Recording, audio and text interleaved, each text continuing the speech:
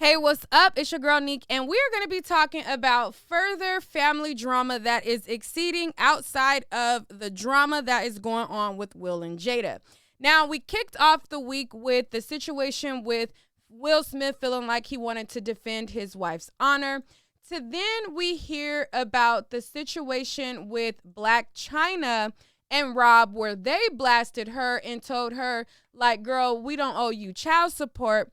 To now, today, we're hearing about the family drama as it pertains to the Braxtons over their sister Traci's funeral.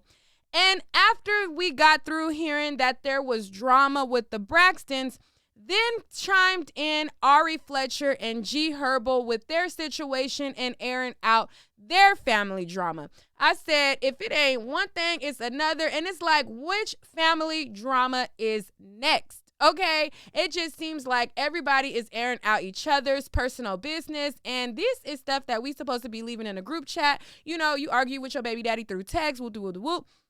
But everybody is coming forward. Like I said, we got Chyna, we got the Braxtons, we got Will. Everybody's traumatized, having nightmares. It's just a whole lot of, and we are going to get into it.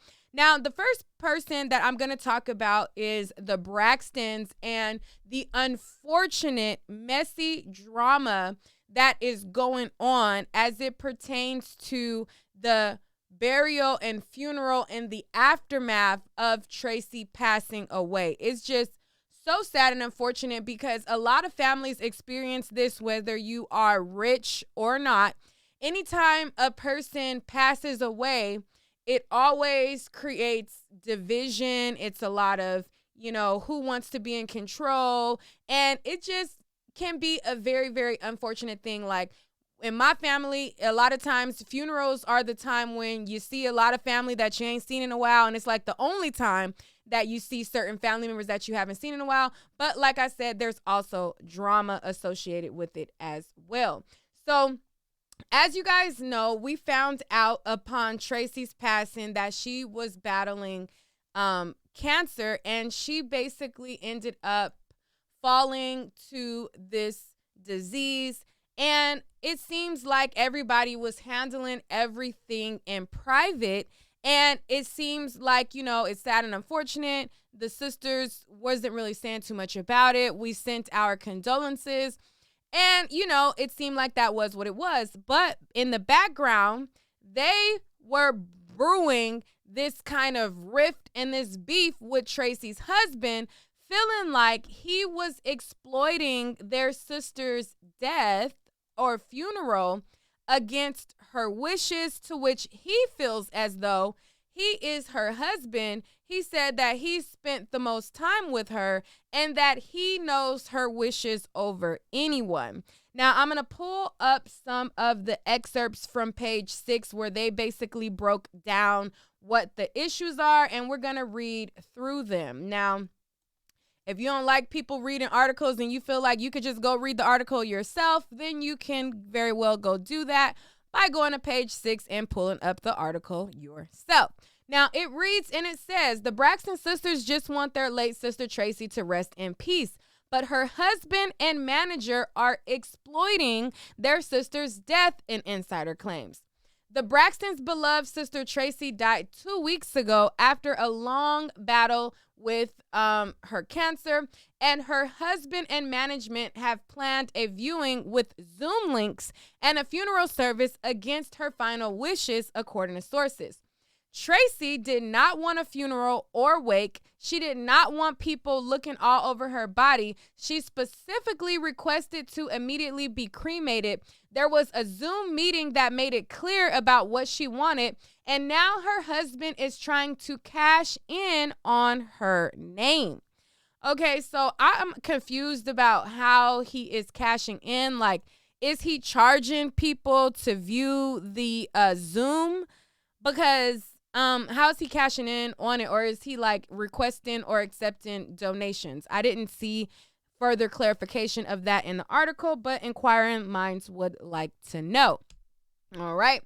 So it then goes on to say, It says Traci's husband, Kevin, held a viewing for her last week, and her famous sisters, Tamar, Trina, Tawanda, Tony, and their mother, Evelyn Braxton, all opted out of attending. Their father, Michael Conrad Braxton, did show up, but we're told he was initially turned away at the door for not being on the list. Now, in addition to him not being on the list, it also appears that he was not able to even speak at his daughter's services. Child, it was a shame and a whole heaping scandal. There was a lot going on. It says he was so upset that he wasn't on the list. Someone from the church recognized him and let him in, and he had to sit in the fourth row. Okay, he couldn't even sit in the front row with the family. They was cutting up sound like so bad. This is sad. This is very sad and unfortunate. Braxton's father wasn't even allowed to speak or say any words about his daughter. Okay, Surratt, who was married to Traci for nearly 30 years, told us it's not true, and my father-in-law and brother-in-law came in briefly. He also insisted that he invited the sisters, but they did not show up.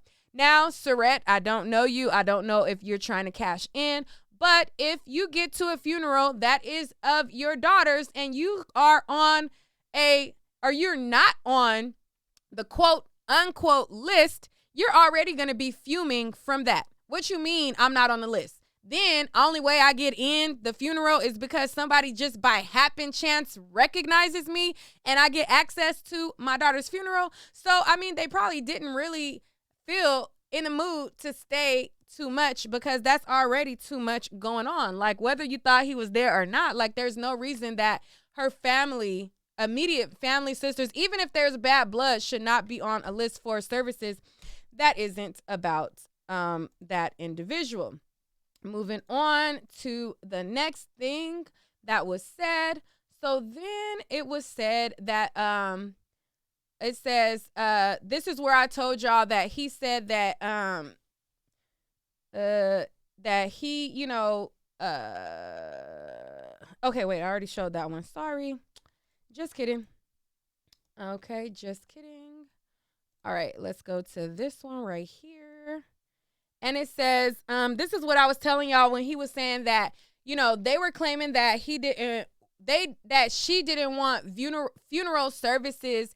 And this is where he was basically saying, like, I know my wife. I was with her for 30 years. I know her more than anybody. I spent time with her more than anybody. And he said that, you know, they didn't know what they was talking about. So it says, I was with my wife more than anybody in this world. I know my wife. And when she got cancer, we really started to communicate about funeral plans.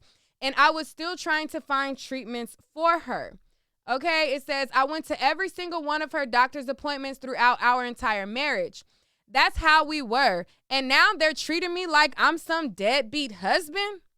He also claims Traci wanted a viewing and one memorial service in conjunction with her management, PR, and other members to come together and celebrate her. So Traci and the Braxton sisters are claiming that she didn't want this service, and he is saying, listen, I was with her for 30 years. I went to every doctor's appointment with her, and I wasn't some deadbeat husband. I know what she wanted, and I was with her more than y'all. And, I mean, it's kind of like, you know, a catch-22 because, you know, you talk to family, but a person that is with somebody more like a spouse, you know, you would think that they would know more, but I've seen situations to where there are agreements and then the spouse does whatever they want to do at the end, you know. So it's very sad and unfortunate situation all the way around that this is going on. Now, it was also said that gospel singers, I think it said Kim Burrell and somebody else was slated to perform. It says Kim Burrell and Byron Cage, they were also supposed to perform, but once they found out that the sisters were not a part of the service, they decided to not be a part of it as well and said to heck with this service.